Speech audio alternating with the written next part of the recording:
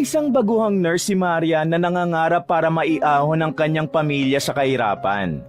Ngunit hindi niya akalain na hindi lang sa bahay nila siya makakaranas ng pagsubok, kundi maging sa ospital kung saan siya nagtatrabaho.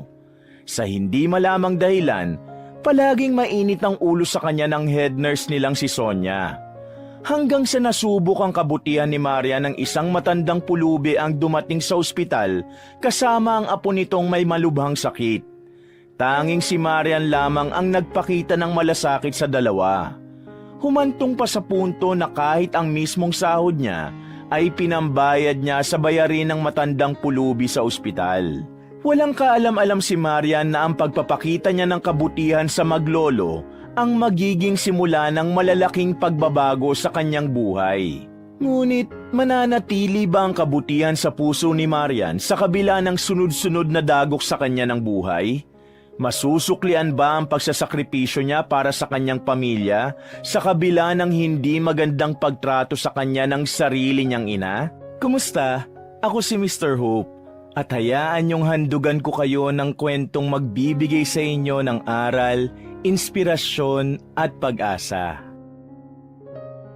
Masayang gumising si Maria ng umagang yon dahil ang araw na yon ang unang araw niya sa pagtatrabaho sa isang pribadong ospital sa Calamba, Laguna. Habang tinitignan niya ang sarili na suot ang kanyang uniform bilang isang nurse, ay hindi niya maiwasang mapangiti dahil sa wakas ay magagamit na niya sa unang pagkakataon ang mga pinag-aralan niya. Bukod doon, masaya rin siya dahil magagawa niya ng makatulong sa pamilya niya pagdating sa pinansyal nilang pangangailangan. Mula sa mahirap na pamilya si Marian. Ang nanay niya ay isang tindera ng gulay sa palengke at 4 silang magkakapatid. Matagal nang patay ang kanilang tatay dahil sa isang aksidente sa kalsada. Nang sabihin noon ng kanyang ina na si Luisa na hindi na siya makakapag-aral ng kolehiyo, ay hindi siya pinanghinaan ng loob. Ang pangarap niyang maging nurse ang nagtulak sa kanya para magsumikap sa buhay. Pinagsabay niya noon ang pag-aaral at pagtatrabaho sa isang fast food restaurant kahit wala siyang nakuhang suporta mula sa kanyang sariling ina. Ito pa nga ang nagsabi sa kanya na tumigil na siya sa pag-aaral dahil hindi naman siya matalino. Ang gusto nito ay magtrabaho na lang siya upang mas makatulong. Siniguro ni Maria na maayos ang buhok at uniform niya. Habang nasa harapan siya ng salamin, ay pumasok sa bahay nila ang kanyang ina na si Luisa na galing sa pagwawalis sa labas ng kanilang bahay. "Papasok ka na ba, Marian?" tanong ni Luisa. "Opo, nanay. Excited po ako na kinakabahan kasi unang araw ko ngayon." Nakangiting sagot ni Marian. Isang malalim na buntong hininga ang pinakawala ni Luisa. "Kung ako sa'yo, hindi ko sasayangin ang pagiging nurse ko." Tura nito. Ano pong ibig niyong sabihin?" Naguguluhan na tanong ni Marian. "Sayang lang kung dito ka sa Pilipinas magtatrabaho. Hindi ka ba talaga nag-iisip, Marian? Walang mangyayari sa'yo dito. Dapat mag-abroad ka na lang. Tingnan mo yung mga anak ni Teresa.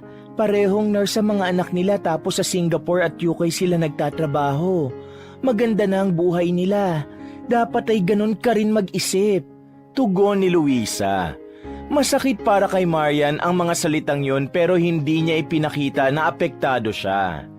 "Hindi ko po kailangan mag-abroad ka agad. Hindi po porket nurse ako kailangan ko nang lumabas ng bansa. Gusto ko po munang magtrabaho dito para sa mga kababayan natin. Hindi po lahat ng bagay nasusukat sa kung gaano kalaki ang sweldo, Nay, o kung saan ka nagtatrabaho." Paliwanag ni Marian na mahinahon ang tono. Ewan ko sa'yo. Hindi ka naman magkakaroon ng rebulto kung ganyan ka mag-isip. Kung magtatrabaho ka lang dito, anong mangyayari sa atin? Anong mangyayari sa buhay mo? Mas maganda ang oportunidad sa ibang bansa. Tapos baka dun ka pa makatagpo ng foreigner na mag-aahon sa atin sa hirap. Pagtutol ni Luisa sa sinabi ni Marian. "Kung magtatrabaho man ako sa ibang bansa, hindi po dahil maghahanap ako ng asawa. Hindi ko po yun gusto. Gusto ko pong maglingkod sa mga tao, dito sa sariling bansa ko. Saka ko na po pag-iisipan niyang suggestion niyo na mag-abroad ako." Wika ni Marian. "Hay, bahala ka na nga sa buhay mo. Hindi ko talaga alam kung anong klaseng utak meron ka. Naiinis na tura ni Luisa. Hindi na kayang sagutin ni Marian ang nanay niya. Ramdam niyang hindi naman siya nito maiintindihan kahit anong paliwanag ang gawin niya. Tinapos niya na ang usapan nila sa pamamagitan ng pagsabi na kailangan na niyang umalis. Bago umalis si Marian, ay pinuntahan muna niya si Albert sa kwarto nilang magkakapatid. Si Albert ay ang kapatid niya na may sakit sa puso. Pagpasok sa kwarto ni Albert, nakita niya ang kapatid na nakahiga sa kama. Agad itong tumingin kay Marian at ngumiti. Lumapit si Marian sa kapatid at ginawaran nito ng halik sa noo. Albert, magtatrabaho na muna ako ha. Pasensya ka na kung hindi na muna kita mababantayan simula ngayon. Wika ni Marian. Okay lang ate, naiintindihan ko naman. Basta mag-iingat ka palagi ha. Tugon ni Albert sabay ngiti. Huwag ka mag-alala. Mag-iipon ako para mapa-opera na kita. Para makapaglaro ka na sa labas. Pangako ni Marian sa kapatid. Maraming salamat ate. Alagaan mong sarili mo ha. Kung ano man ang desisyon mo, nakasuporta lang ako sa'yo. Sambit ni Albert. Naramdaman ni Marian ang kasiyahan at lakas mula sa mga sinabi ng kanyang kapatid. Binigyan siya nito ng lakas na magpatuloy. Napuno ang puso niya ng pangarap na balang araw ay makakamtan niya ang tagumpay. Hindi lang para sa sarili, kundi para sa kanyang pamilya. Ilang minutong naghintay si Marian sa gilid ng kalsada bago may dumating na jeep na ang biyahe ay dadaan sa ospital kung saan siya nagtatrabaho. Pinara niya yon at agad na sumakay. Pagdating sa ospital ay doon na naramdaman ni Marian ang totoong kaba. Taimtim siyang nagdasal na sana ay maging maayos ang unang araw niya sa trabaho. Habang papasok sa main door ng ospital ay may tumapik sa likod niya. Paglingon niya ay nakita niya si Abigail na isa ring nurse na naging kaibigan niya noong training days nila sa ospital. Abigail, kumusta ka na? Masayang bati ni Marian. Eto, maganda pa rin. Pero wait lang, first day natin today ah. Excited ka na ba? Nakangiting tanong ni Abigail. Excited pero medyo kinakabahan. Sagot ni Marian at nagpatuloy na sila sa paglalakad papasok sa ospital. Normal lang yan. Makikita mo, mawawala din ang kaba mo na yan kapag nagtagal. Tura ni Abigail. Sana nga lang magtagal ako rito. Ani Marian. Ang nega mo naman, dapat positive ka palagi mag-isip. Kasi kung puro kanigahan ang iisipin mo, maa-attract mo yan. Sige ka, paalala ni Abigail. Habang naglalakad sila papunta sa locker area, nagkwentuhan sila tungkol sa mga nangyari sa mga nakaraang linggo at kung paano sila naghanda para sa araw na yon. Pagdating nila sa locker area, hindi nila alam na ang head nurse na si Sonia ay nandun at naghihintay na sa kanila. Agad silang nakarinig ng pagsusungit nito. Kayong dalawa, alam nyo ba na kayo na lang ang hinihintay namin dito? Masyado kayong paimportante. Singhal ni Sonia. Si Sonia ay isang babae na matalim kung tumingin. Medyo matangkad at may mahahabang buhok na palaging nakatali ng maayos. Seryoso ito at istrikta. Narinig ni Marian sa mga nurse doon na mahirap pakisamahan si Sonia, kaya dapat daw ay mag-ingat siya rito. Pasensya na po, Ma'am Sonia. Hindi po kasi namin alam na kakausapin niyo po pala kami ngayong umaga. Paghingi ni Marian ng paumanhin. Hindi nyo ba nabasa ang chat ko sa GC natin? Tanong ni Sonia habang nakataas ang kilay. Hindi po. Wala po kasi akong data. Tugon ni Marian. So kasalanan ko na wala kang pang data? Hindi ba dapat pag first day ay punctual kayo? Ganyan ba kayo magtrabaho? Kung ganyan ang attitude nyo, mag-resign na lang kayo para magkaroon ng slot sa mas deserving. Patuloy na singhal ni Sonia. Nagkatinginan sina Marian at Abigail. Humingi na lang sila ulit ng pasensya kay Sonia at umasa na hihinto na ito sa panenermon sa kanila. Nagtungo na sina Marian at Abigail sa hanay ng mga bagong nurse. Maya-maya ay nagsimula ng magsalita si Sonia sa mga dapat at hindi nila dapat gawin. Malakas ang boses nito na nagbigay ng takot kay Marian. Gusot ang uniform mo, Marian. Wala ka bang plancha sa bahay nyo?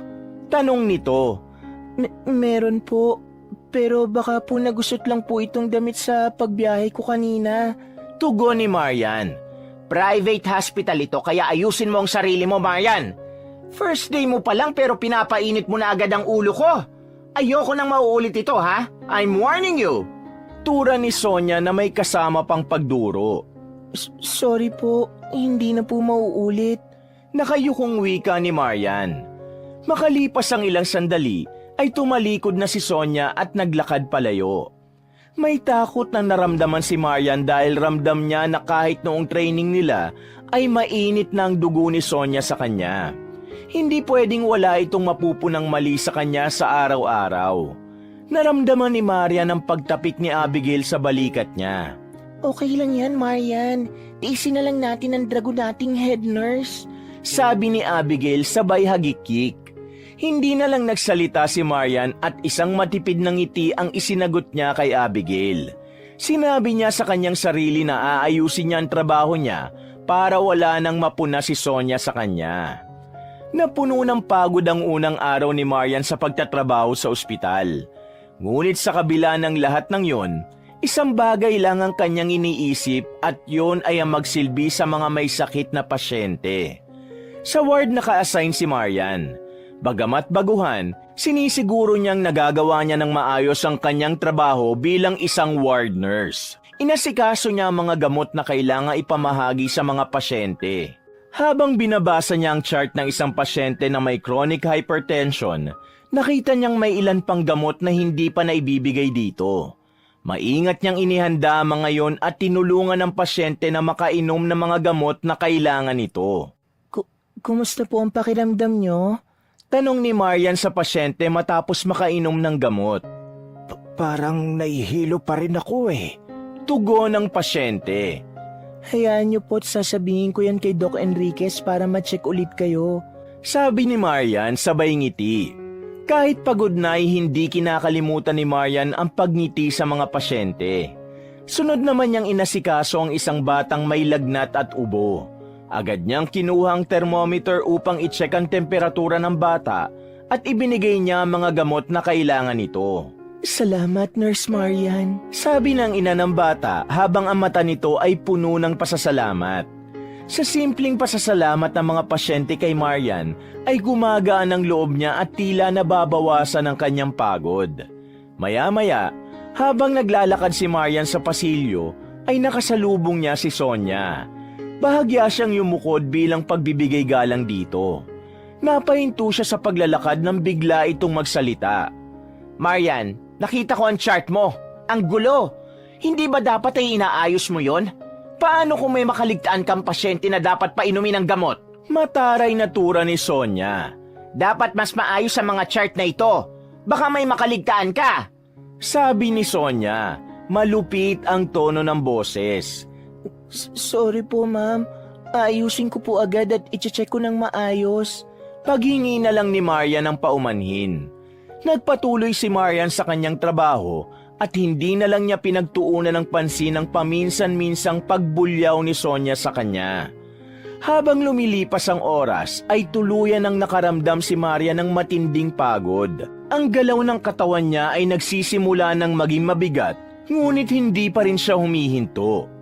Bago matapos ang duty ni Marian, nagpunta siya sa isang pasyente sa ICU na isang lalaking na stroke. Sinuri ni Marian ang mga vital signs nito at kinailangan niyang i-adjust ang mga aparatong nakakabit dito.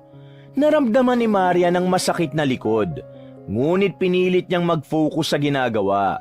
Nang magtapos ang shift ni Marian, nakaramdam siya ng isang mabigat na lungkot. Hindi dahil sa pagod, kundi dahil sa mga pasyenteng nakausap niya na kagaya niya ay hikahus din sa buhay. Sa unang araw pa lang ng kanyang trabaho, tila halos lahat ng nakakonfine sa ward ay nalaman na niya ang kwento ng buhay. 2:00 ng hapon nang lumabas si Marian ng ospital. Hindi niya na hinintay si Abigail dahil nagmamadali na siya sa pag-uwi. Sumakay siya ng jeep at nang makababa siya ay naglakad siya papunta sa kanilang bahay. Pagdating niya sa bahay ay nakita niya si Albert na nagbabasa ng aklat. Bukod doon, ay napansin din niya ang nakatambak na mga damit na kailangang labhan. Nang makita siya ni Albert ay agad itong tumayo at sinalubong siya ng mahigpit na yakap. Kumusta ka naman dito, Albert? Tanong ni Marian sa kapatid. Okay lang, ate. Nagbabasa ako ng aklat para kapag bumalik na ako sa school, mabilis na ako magbasa. Tura ni Albert. Hayaan mo, kapag naoperahan ka na papasok ka na ulit sa school, ha? Wika ni Marian at ginulo niya ang buhok ni Albert. Nagpalit muna ng pambahay na damit si Marian. Kahit pagod sa pagtatrabaho, ay kinuha niya ang mga nakatambak na damit dahil naisipan niya na labahan muna ang mga yon bago siya magpahinga. Ate, lalaban mo na ang mga yan? Tanong ni Albert. Oo, baka magalit pa si nanay kapag nakita niya pa ito rito pag uwi niya. Tugon ni Marian. Pero ate, kita ko sa mukha mo na pagod ka pa eh. Magpahinga ka kaya muna. May pag-aalalang wika ni Albert. Mamaya na lang ako magpapahinga pagkatapos ko nito. Sige na, magbasa ka na ulit dun. Tura ni Marian. Dinala ni Marian ang mga maruruming damit sa likod ng bahay at nagsimula ng maglaba. Pagkatapos ng ilang oras ng paglalaba, natapos na si Marian. Naisampay na rin niya ang mga damit. Nagpunta na siya sa kwarto nilang magkakapatid at humiga na siya. Ipinikit niya ang kanyang mga mata at dahil sa labis na pagod, ay agad siyang nakatulog. Makalipas ang ilang sandali, nagising din kaagad si Maria nang dumating si Luisa. Pagpasok nito sa bahay, ay agad niyang narinig ang boses nito na tila galit na galit. Naku, wala talagang awa sa tao ang Mayor Alfredo Cruz na yan. Litanya ni Luisa. Lumabas si Maria ng kwarto niya at nagmano sa kanyang ina. Oh, nandito ka na pala. Tura ni Luisa. Opo, ano po yung sinasabi niyo tungkol kay Mayor Alfredo Cruz? Usisa ni Marian. Paano? Malapit na palang i-demolish ang palengke. Sana ako magtitinda kapag nawala na yun. Galit na tugon ni Luisa. Baka naman po may balak si Mayor sa palengke, Nay. Hayaan niyo po, kapag nakaipon na ako, ipagpapatayo kita ng sarili mong pwesto sa tapat ng bahay para hindi ka na po umaalis. Sabi ni Marian sa ina. Ikaw? Ipagpapatayo ako ng pwesto? Nangangarap ka ba ng gising, Marian? Paano mo magagawa yun? Ang lit-lit ng sahod mo bilang nurse. Tapos magpapagawa ka pa ng pwesto? Huwag mo nga akong patawanin. Singhal ni Luisa. Wala naman po sigurong masama na mag-ipon ako para magkaroon po kayo ng sariling pwesto. Sambit ni Marian. Baka gunaw na ang mundo bago ka pa makapag-ipon. Kung talagang gusto mong tumulong sa pamilya natin, sa ibang bansa ka na lang magtrabaho. Ay nako, nagkaroon nga ako ng anak na nurse pero wala namang utak. Naiiling na wika ni Luisa. Labis na nasaktan si Marian sa mga salitang yon, kaya hindi niya na sinagot pa ang nanay niya. Bagkus ay sinabi niya rito na magluluto na siya ng hapunan para makakain na sila pagdating ng dalawa niyang kapatid mula sa eskwelahan. Habang abala si Marian sa pagluluto, iniisip niya ang mga sinabi sa kanya ni Luisa. Hindi niya alam kung gaano katagal ang paghihirap nilang mag-iina. Ngunit ang gusto niya mangyari ay maiahon ng kanilang pamilya mula sa hirap. Sa kabila ng mga pagdududa ng kanyang ina sa kaya niyang gawin, ay nangako siya sa sariling hindi siya bibitaw sa pangarap niyang mapabuti ang kalagayan ng kanyang pamilya. Nang sumunod na araw, habang mag-isa si Marian sa locker area upang kunin ang baon niyang pagkain, ay biglang pumasok si Sonia. Kinabahan siya dahil napansin niya ang matalim nitong tingin sa kanya.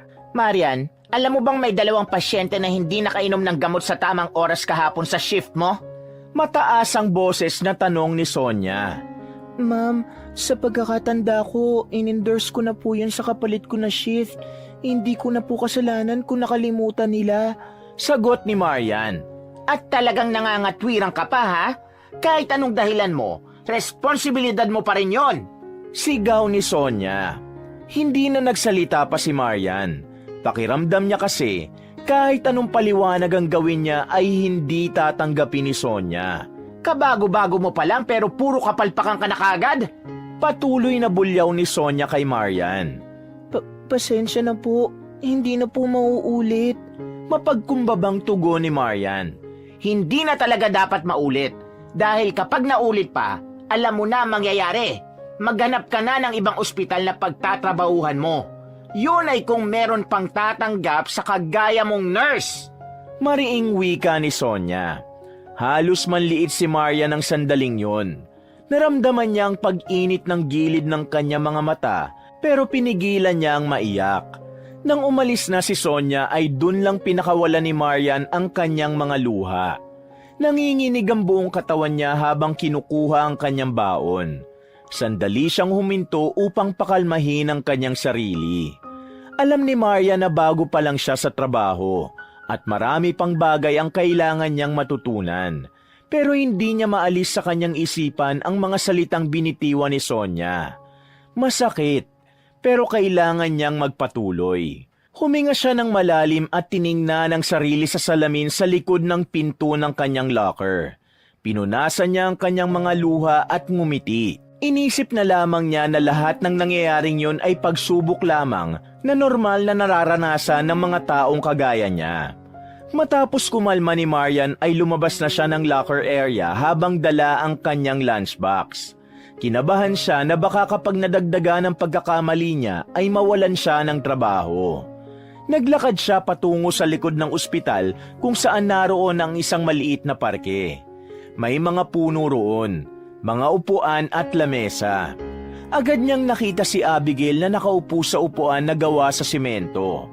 Abala ito sa cellphone nito. Nang makita siya ni Abigail ay ngumiti ito at kumaway. Naglakad ng mabilis si Marian papunta kay Abigail. Umupo siya sa tapat nito. Bakit ang tagal mo? Gutom na kaya ako.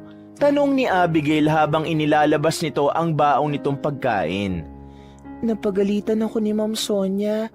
May 2 pasyente na hindi nakainom ng gamot sa tamang oras kahit na in-endorse ko na yun sa kapalit ko. Malungkot na sagot ni Marian. Ano? Ikaw talaga ang sinisi niya? Hindi na yun oras ng trabaho mo kaya nga in-endorse mo na, di ba? Naku, target ka talaga ni Ma'am Sonia, Marian. Ingat ka. Nakataas ang kilay na wika ni Abigail. Alam ko naman yan eh. Ang init ng dugo niya sa akin. Hindi ko alam kung bakit. Siguro dahil bago lang ako. Napapailing na wika ni Marian. Hayaan mo na siya. Alam mo naman kapag matandang dalaga, masusungit. Huwag mo na lang siyang pansinin. Ipakita mo na kahit anong pagtataray ang gawin niya sa'yo, hindi ka niya mapapatumba. Payo ni Abigail habang binubuksan ang lunchbox nito. Iniisip ko tuloy kung tama ba ang desisyon ko na maging nurse. Baka kasi hindi talaga ako para sa propesyon na ito. Ang hirap. Alam mo, hindi ko yata kaya magtagal dito. Ang sakit pa sa ulo tapos may mga tao pang tulad ni Ma'am Sonia na hindi ka bibigyan ng pagkakataon na matuto. Paglalabas ng sama ng loob ni Marian. Basta alam mo namang wala kang ginagawang mali, huwag mo intindihin ang sinasabi ni Ma'am Sonia.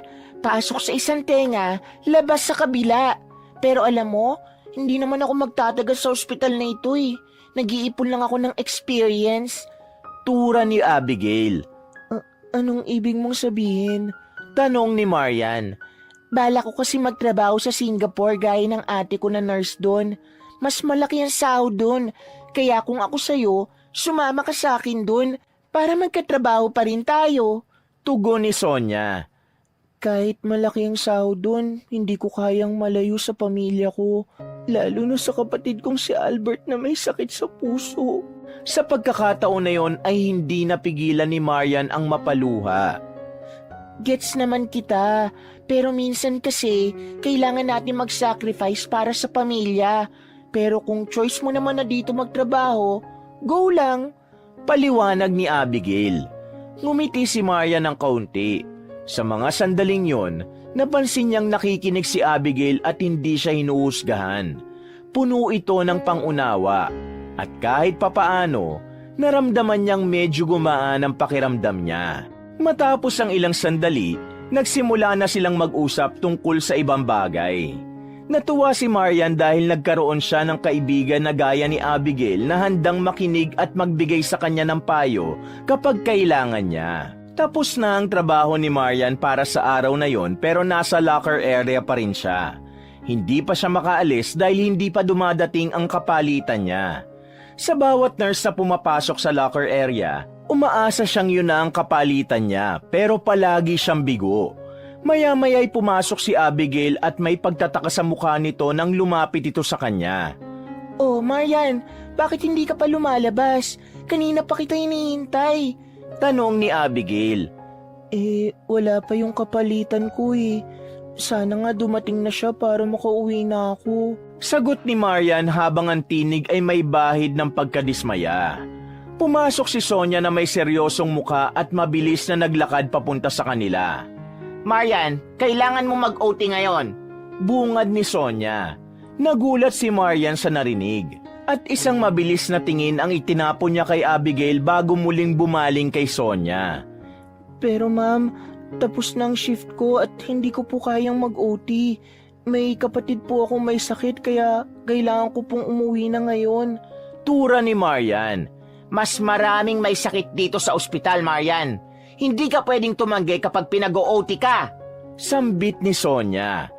Sa pagkakataon na yon ay hindi na napigilan ni Abigail ang makisali sa usapan. Ma'am, ako na lang po mag-OT. Pauwiin niyo na lang po si Marian. Malumanay na wika ni Abigail. Lumingon si Sonia kay Abigail. Huwag kang makialam, Abigail. Tapos na ang shift mo kaya umuwi ka na. Hindi ka na kailangan dito. Matigas na sagot ni Sonia. Okay lang, Abi. Umuwi ka na. Mag-OT na lang ako. Isang pilit ng ngiti ang pinakawala ni Marian. Wala nang nagawa si Abigail kundi ang umalis. Habang si Marian ay walang nagawa kundi ang sundin ang gusto ni Sonia. Inisip na lang ni Marian na mas malaki ang sasahurin niya dahil sa nag-overtime siya. Malaking tulong na rin yun sa panggastos nila sa mga susunod na araw. Naging abala na siya sa mga pasyente na dapat niyang asikasuhin at hindi niya na namalayan ang paglipas ng oras. Habang naglalakad si Marian sa may entrance ng ospital, ay nakita niyang isang matandang lalaki. Marumi yun at sira-sira ang damit. Meron yung makapal na balbas at bigote at bahagyang natatakpan ng suot nitong bucket hat ang mata nito. May kargang batang lalaki ang matanda. Ang batang yon ay nanginginig at may mga pantal sa katawan. Nakita ni Marian ang desperasyon sa matandang lalaki na may tumulong rito, pero lahat ng nurse na dumaraan ay hindi ito pinapansin. Naawa siya sa matandang lalaki lalo na sa bata. Naisip niya na maaaring may dengue ang bata at kung hindi maaagapan ay maaari yung magdulot ng komplikasyon. Hindi na siya nagdalawang isip. Mabilis niyang nilapitan ang dalawa. Ano pong nangyayari sa bata? Tanong ni Marian. Hindi ko po alam, ma'am. Ang taas-taas ang lagnat niya at may mga pantal siya sa buong katawan. Nanginginig ang boses na sagot ng matanda. Luminga si Marian upang maghanap ng ibang nurse na maaaring mag-assist sa bata. Bawat nurse na nakita niya ay tinawag niya pero kahit isa ay walang lumapit sa kanila. Nagdesisyon si Marian na siya na lang ang kumilos. Nagmamadali siyang kumuha ng stretcher at siya na rin ang bumuhat sa bata para ihiga yun sa stretcher. Pinagtulungan nila ng matandang lalaki na itulak ang stretcher patungo sa emergency room. Ngunit bago pa sila makarating doon, ay nakasalubong nila si Sonia. Humarang ito sa kanila at tumaas ang kilay. Anong ginagawa mo, Marian? Bakit nagpapasok ka rito ng pulubi? Hindi ka ba nag-iisip? Baka kung ano pang sakit ang dala ng mga yan at makahawa sa ibang pasyente rito. Pabulyaw nitong tanong. Ma'am Sonia, kailangan pong makonfine agad nitong bata. Sa tingin ko ay meron siyang dengue. Nababahalang tugon ni Marian. Talagang hindi ka nag-iisip ano? Sa tingin mo ba ay may pambabayad ang mga yan dito? Tanong ni Sonia. Ma'am, hindi po itong oras para mag-isip ng tungkol sa pera. Kailangan po ng bata ng agarang paggagamot. Baka po kung ano ang mangyari sa kanya. Halos maiyak na si Marian ng sandaling yon. Anong tingin mo sa ospital na ito? Charity? Doon sila sa public hospital. Pagtataboy ni Sonia. Muling tiningnan ni Marian ang matandang lalaki. Nagulat siya nang bigla itong lumuhod sa harapan ni Sonia. Nagmakaawa ito na tulungan ng apo nito. Anito, Kahit ang paglilinis na lang sa ospital ang kabayaran ay gagawin nito. Ngunit nanatiling matigas si Sonia. Pilit pa rin itong ipinagtatabuyan ang maglolo habang baka sa mukha nito ang pandidiri. Hindi na nakayanan ni Maria ng eksenang yon, kaya isang ideya ang pumasok sa kanyang isip. Ma'am, ako na po magbabayad sa bills ng bata. Wika ni Marian. Nanlaki ang mga mata ni Sonia sa sinabing yun ni Marian. Anong sinabi mo? Ikaw ang magbabayad? Nagpapatawa ka ba? Tanong nito. Hindi po ako nagbibiro. Kailangan po maagapan ng bata. Kahit ibawas yun na lang po sa sahod ko, wala pong problema sa akin. Desididong tugon ni Marian. Malakas na natawa si Sonia. Hindi ko alam kung nagpapakabayani o nagpapakatanga ka, Marian. Sa tingin mo ba ikayayaman mo yung ginagawa mo? Nanunuyang tanong ni Sonia. Hindi nagsalita si Marian. Wala na siyang ibang nasa isip kundi ang kalagayan ng bata. Naniniwala siya na kahit mahirap siya ay hindi yun hadlang upang tumulong siya sa mas nangangailangan. Isang malalim na paghinga ang pinakawala ni Sonia. Okay, kung yan ang gusto mong gawin, hindi na kita pipigilan. Lahat ng magagastos ng bata na yan sa ospital na ito ay ibabawa sa bawat sahod mo.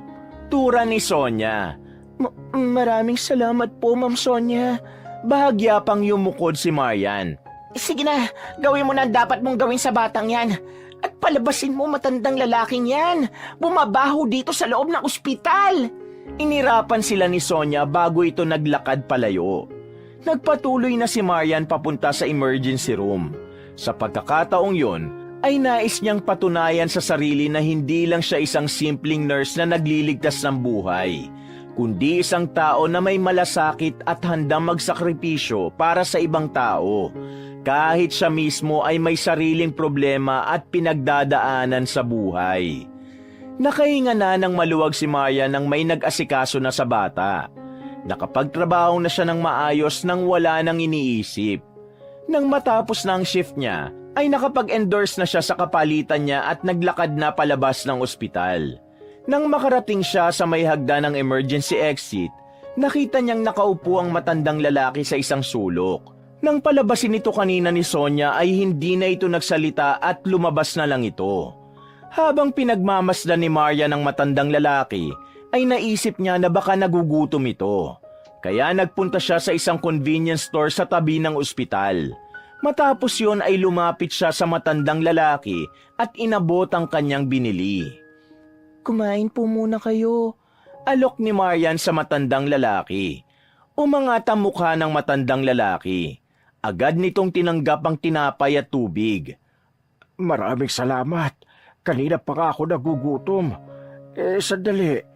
Hindi ba ikaw yung nurse na tumulong sa amin ng apo ko? Tanong nito. Tumango si Marian at ngumiti ng kaunti. Oo, ako nga po. Tugon niya. Pasensya ka na nga pala kanina ha. Hindi na ako nakapagpasalamat sa sobrang pagkataranta ko eh. Maraming salamat. Bihira ang kagaya mo, Ineng. Tura ng matandang lalaki. Wala pong problema. Naiintindihan ko po kayo. Ang importante, nakakonfine na ang apo nyo. Tugon ni Marian at umupo siya sa tabi ng matandang lalaki. Nako, huwag ka tumabi sa akin. Mabaho at marumi ako. Umusog ang matandang lalaki palayo kay Marian. Huwag po kayong mag-alala. Hindi po ako maselan. Pasensya na rin po pala kayo kung hindi kayo agad na asikaso kanina. May sinusunod po kasi kaming rules dito na dapat ay makapag-down muna. Sabi ni Marian. Naiintindihan ko. Talagang nagbaka sakali lang ako rito kasi natakot ako para sa buhay ng aking apo na si Ismail. Siya na lang kasi ang kasama ko sa buhay. Isang malalim na paghinga ang pinakawala ng matandang lalaki, saka ito kumagat sa tinapay. Isang mahabang katahimikan ang namagitan kina Marian at sa matandang lalaki. Hindi alam ni Marian pero nais pa niyang manatili muna roon kahit ilang minuto pa. Makalipas ang ilang sandali, ay muling nagsalita ang matandang lalaki. Ano palang sakit ng apo ko? Tanong ng matandang lalaki. Sa ngayon, hindi pa po kami sigurado eh. Bukas pa po malalaman. Hayaan niyo po, sasabihan ko po kayo agad bukas. Pero wag na po kayong mag-alala kasi stable na ang lagay niya. Sagot ni Marian. Masyado na pong late. Pwede na po kayong umuwi muna. Bumalik na lang po kayo bukas ng umaga. Suminghap ang matandang lalaki at tumingin sa malayo. Wala kaming bahay, Ining. Sa kalsada kami nakatira ng apo ko. Malungkot nitong tugon. Ang sagot ni Berto ay parang isang suntok na tumama sa dibdib ni Marian. Hindi niya alam kung paano nabubuhay ang kagaya ng matandang lalaki, lalo na sa panahon na kailangan ng mga ito ng medikal na atensyon. Ganun po ba? Basta ipagdasal na lang po natin na maging maayos na ang apo nyo. Huwag po kayong mag-alala kasi wala na kayong dapat naintindihin pa. Kasi ako na po magbabayad sa bills nyo sa ospital. Nakangiting wika ni Marian. Nakakahiya na sa'yo. Hindi mo naman kami kilala pero abot langit ang pagtulong mo sa amin. Naluluhang wika ng matandang lalaki. Kung ganun, dapat siguro ay magkakilala na po tayo. Ako po si Marian. Kayo po, ano pong pangalan nyo? Tanong ni Marian sabay lahad ng isa niyang kamay. May pag-aalinlangan na inabot ng matandang lalaki ang kamay ni Marian. Ako naman si Berto. Pwede mo akong tawagin na Mang Berto. Yung apo ko naman ay si Ismael. Pagpapakilala nito kay Marian. Nang bitawan ni Mang Berto ang kamay ni Marian ay tumayo na siya at nagpaalam na rito. Habang naglalakad siya palayo sa matanda, ay bumalik sa isip niya ang lahat ng nangyari sa araw na yon. Naisip niya na may dahilan kung bakit nag-overtime siya sa araw na yon at yun ay dahil kailangan niyang tulungan si Mang Berto at Ismael. Hindi niya maisip kung ano mangyayari sa dalawa kung wala siya ron para asikasuhin ang pangangailangan ng mga ito. Nang sandaling yon, naisip ni Maria na mapalad pa rin siya kung tutuusin, kumpara sa mga taong kagaya ni Mang Berto at Ismael na walang tirahan. Kaya mas naging positibo ang kanyang pananaw sa buhay ng gabi na yon. Kinabukasan ng umaga, habang papasok si Marian sa ospital ay nakita niyang nakatayo si Mang Berto sa labas ng ospital. Walang pagdadalawang isip na nilapitan niya ang matandang lalaki at agad siyang nagbigay ng ngiti nang makita siya nito. Magandang umaga po, Mang Berto. Kumusta po kayo? Tanong ni Marian. Gumanti ng ngiti si Mang Berto. Maayos naman ako, Ining. Kaya lang nagkaalala ako sa aking apo. Hindi ko alam kung kumusta na siya . Malungkot na wika ng matandang lalaki. Kung gusto niyo po, pumasok po kayo sa ospital para makita niyo si Ismael. Tura ni Marian. Pwede ba ako pumasok sa loob? Baka makita na naman ako ng masungit na nurse. Palabasin na naman ako. May pag-aalinlangan na wika ni Mang Berto. Pwede po kayong pumasok kasi may pasyente po kayo na kamag-anak sa loob. Tara na po, sumabay na po kayo sa akin. Anyaya ni Marian. Salamat, Marian ha. Napakabait mo talaga. Tura ni Mang Berto sabay ngiti. Magkasabay na naglakad sina Marian at Mang Berto papasok sa ospital. Nang malapit na sila sa entrance, ay nakasalubong nila si Sonia. Huminto ito at agad na nagtaas ng isang kilay. Marian, ano na naman to? Bakit kasama mo na naman ang matandang pulubi na yan? Singhal ni Sonia. Gusto lang po niyang makita ang apo niya, yung batang na-confine po kagabi. Sagot ni Marian. Hindi pwede. Hindi pwedeng pumasok ang mga pulubi dito. Tanggi ni Sonia. Pero apo po niyang bibisitahin niya sa loob, ma'am. Tura ni Marian. Kahit na, wala akong pakialam. Marian, kung gusto mo magtagal pa sa ospital na to, matuto kang sumunod sa mas nakakataas sa'yo. Mataray na wika ni Sonia. Magsasalita pa sana si Marian pero naramdaman niya ang kamay ni Mang Berto sa braso niya. Nang tumingin siya rito ay umiling ito at matipid ng umiti. Ayos lang, Ineng. Huwag na nating ipilit ang hindi pwede. Hindi na lang ako papasok kesa mapagalitan ka pa. Mahinahong wika ni Mang Berto. Sigurado po ba kayo? Tanong ni Marian. Sigurado ako. Dito na lang ako sa labas. Tugon ng matandang lalaki. Kung ganun po, ako na lang po ang titingin sa apo nyo. Kapag po nagkaroon ako ng oras, lalabas ako para balitaan kayo. Ani Marian. Labis na nagpasalamat si Mang Berto kay Marian. Matapos yun ay tumalikod na ito at naglakad palayo. Nilagpasan ni Marian si Sonia at diretsyong nagtungo sa locker area upang ilagay doon ang mga gamit niya. Nasaktan si Marian para kay Mang Berto. Alam niya na masakit para rito na hindi nito pwedeng makita ng personal ang apo nitong nakakonfine. Ganun pa man, wala siyang magawa para rito dahil sa takot niyang mawala ng trabaho sa oras na suwayin niya si Sonia. Nang makarating si Marian sa locker area ng ospital, ay agad siyang sinalubong ni Abigail. Ang mga mata ng kaibigan niya ay puno ng kuryosidad at hindi matago ang pagtataka. Marian, ano nangyari? Nakita ko na magkausap kayo ni Ma'am Sonia sa may entrance Napagalitan ka na naman ba? Tanong ni Abigail. May matandang lalaki kasi na gustong pumasok kasi nakakonfine dito yung apo niya. Ayaw papasukin ni Ma'am Sonia kasi bawal daw pumasok ang mga pulubi rito sa ospital. Tugon ni Marian. Wala talagang puso ang Ma'am Sonia na yon. Pero anong sabi mo? Pulubi yung matandang lalaki? Paano sila makakapagbayad dito sa ospital kung pulubi siya? Nagtatakang tanong ni Abigail. Ayaw nga sanang tanggapin ni Ma'am Sonia kagabi yung bata kasi walang pambayad. Naawa ko. Kaya ang sabi ko, ibawas na lang sa sahod ko yung magiging bill nila dito sa ospital. Tugon ni Marian. Nanlaki ang mga mata ni Abigail. Ano? Bakit mo ginawa yun? Paano ka na niyan sa sahod? Unti-unti lang naman ang pagbawas sa sahod ko. Paliwanag ni Marian. Kahit na.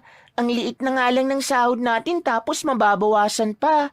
Ikaw talagang iniisip mo pa ang ibang tao kaysa sa sarili mo. Napapailing na wika ni Abigail. Hayaan mo na.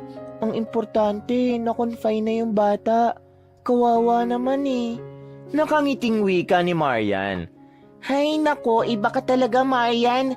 Dapat sa'yo pinapatayuan ng rebulto Pabirong sabi ni Abigail.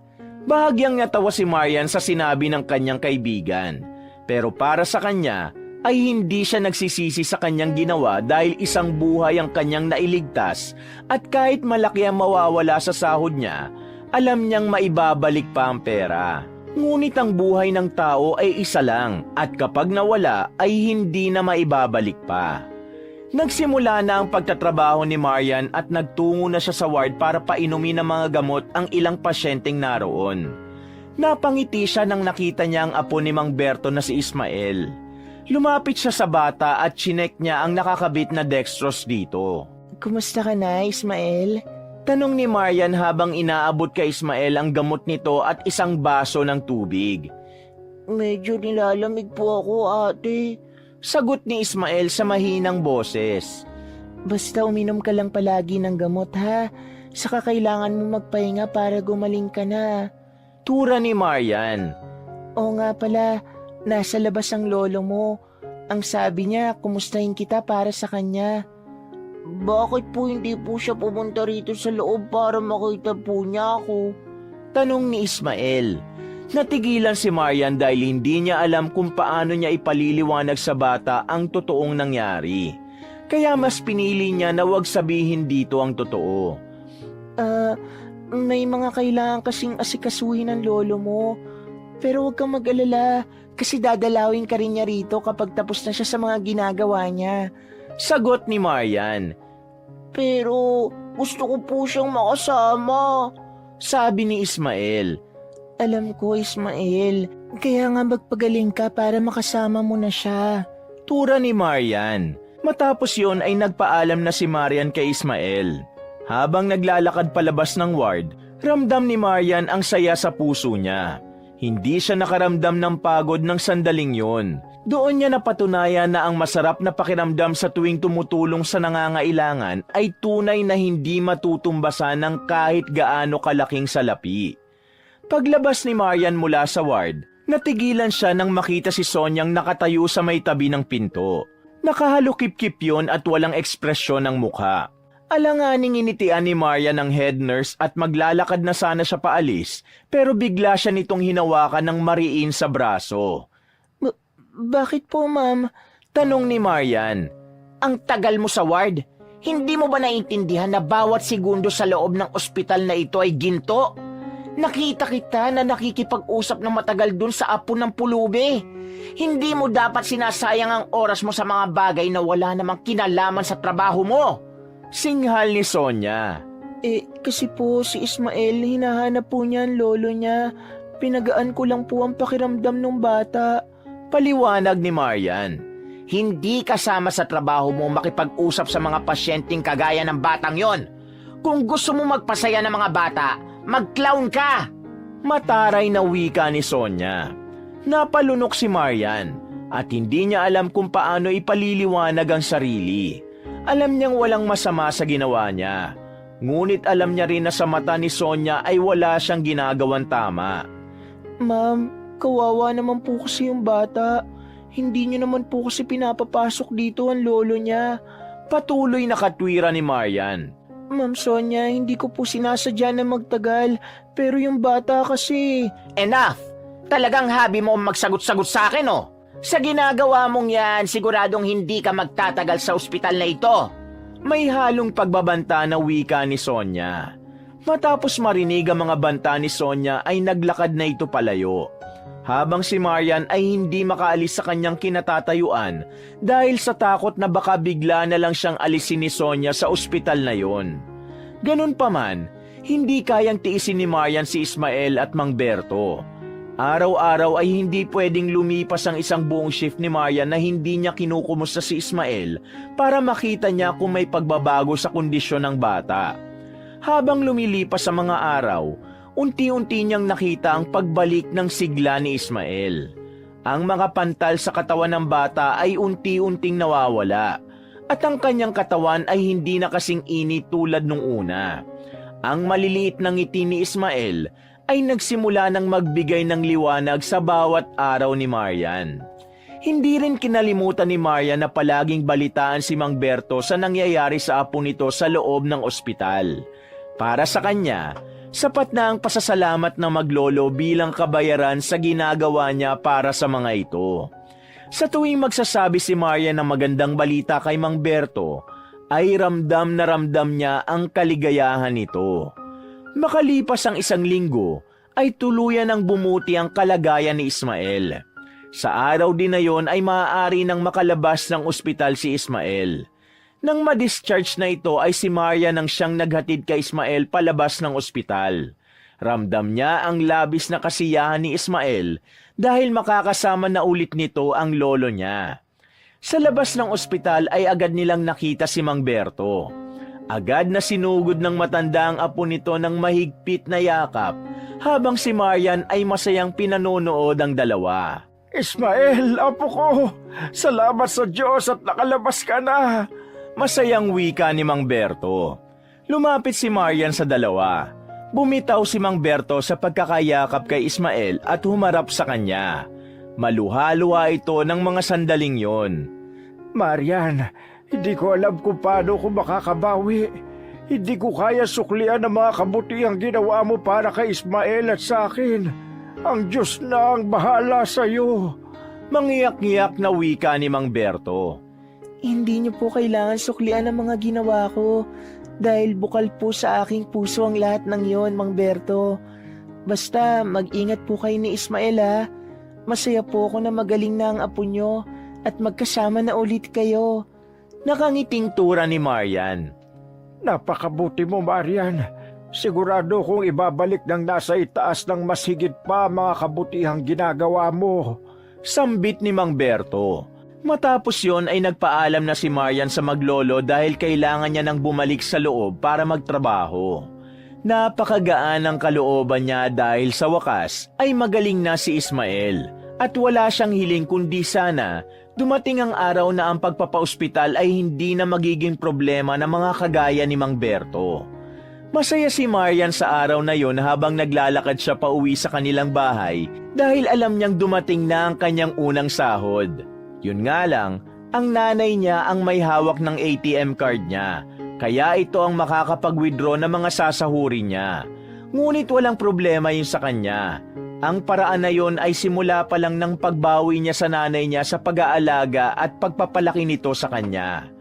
Pagpasok niya sa kanilang bahay, nadatnan niya si Luisa na nasa kusina habang abala sa paghihiwa ng karne. Lumapit siya rito upang magmano. Nay, nakapag-withdraw na po ba kayo? Tanong ni Marian. Oo, winidraw ko na lahat ng sahod mo. Kaya nga nakabili ako ng 1 kilong baboy. Oo nga pala, nasaan ang payslip mo? Huminto muna si Luisa sa ginagawa at tumingin kay Marian. Payslip po? Ulit ni Marian. Oo, kailangan ko bang ulitin? Nasa na? Inilahad ni Luisa ang isa nitong kamay. May pag-aalinlangan na kinuha ni Marian ang payslip niya sa loob ng kanyang bag. Nang iabot niya yun kay Luisa, ay agad nito yung tinignan. Kinabahan si Marian dahil alam niyang makikita roon ng nanay niya ang malaking kalta sa sahod niya dahil sa pagbabayad niya sa bill ni Ismael sa ospital. Marian, bakit ganito? Ang liit ng natira sa sahod mo. Ano itong malaking bawas? Tanong ni Luisa habang nakakunot ang noo. Nanlamig ng gusto si Marian. Hindi siya nakapagsalita dahil hindi niya alam kung paano magpapaliwanag. Hoy, sumagot ka! Ano itong malaking bawas na ito? Para saan to? Mataas ang boses na tanong ni Luisa. Nanay, kasi... Huminga muna ng malalim si Marian bago nagpatuloy sa pagsasalita. May isang bata po kasi sa ospital na ng dengue. Ayaw po siyang tanggapin dahil wala silang pambayad. Naawa po ako kaya inako ko na po yung hospital bills nila. Sabi ko hulugan ko kada sahod hanggang mabayaran ng buo. Natigilan si Luisa. Tila hindi ito makapaniwala sa narinig. Ngunit saglit lang yon dahil agad itong sumigaw. Ano? Napakatanga mo talaga, Marian! Hindi nga tayo makakain ng maayos tapos tutulong ka pa sa hindi mo naman kaano-ano? Nanlalaki ang mga matang sigaw ni Luisa. Pasensya na po. Naawa lang po talaga ako dun sa bata. Naiiyak na sagot ni Marian. Hindi pa tapos si Marian sa kanyang paliwanag nang bigla siyang sabunutan ni Luisa. Halos magdugo na ang anit ni Marian nang iwas-iwas nito ang kanyang ulo. Bakit napakabobo mo?